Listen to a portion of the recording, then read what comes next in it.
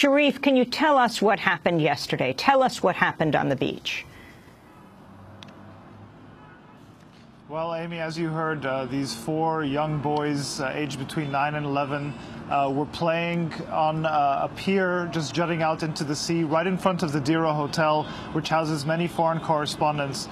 There were more than four. There were 8 kids actually playing, and apparently a naval gunboat fired on them. One of them was killed, and the rest of the children began to run. I visited the site today. There's a lot of rubble and twisted metal where the initial hit came. About 20 or 30 yards away from that, while the children were running, which seems to indicate that an adjustment was made to give a direct hit on these children. They were hit. I spoke to a witness, a fisherman who was right there, who said the kids were blown apart. One landed about 20 meters from the other two. They were all killed. Muhammad was 11 years old, Zakaria 9, Ismail 11, and Ahid was 9, all from the Al-Bakr family. They're all cousins. And there was 4 others who were injured. 2 of them are in hospital. I spoke to one of them today. He said he was they were just playing on the beach, and that they go to the beach every day. They come from a family of fishermen, and he said he was right next to his cousin Muhammad when the strike hit, and he somehow managed to survive. Another one is suffering deep psychological trauma. His name is Yunus. He's suffering deep shock from what happened. And we spoke. I also met with the mother today of Muhammad, the 11-year-old who was killed. She said he was a child that loved the sea. He has 7 sisters. His father ruined his back about 10 years ago fishing, and they were waiting for him to grow and become the family breadwinner.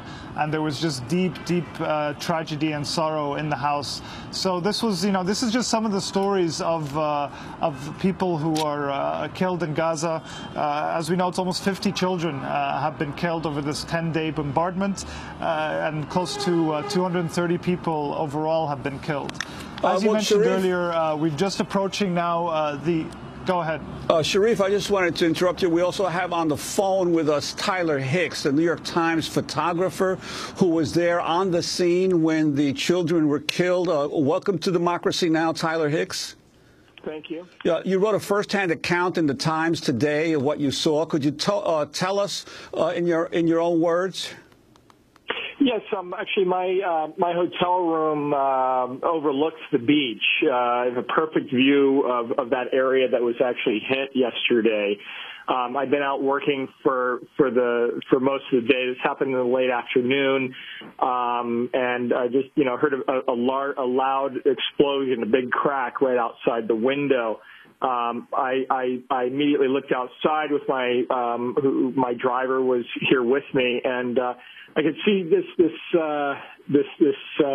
part of the port, this jetty that goes out into the water just outside my window, with a small structure, really just like a little shack that had just been hit by a bomb. And at that time, I could just see one child running away from that into the open sand.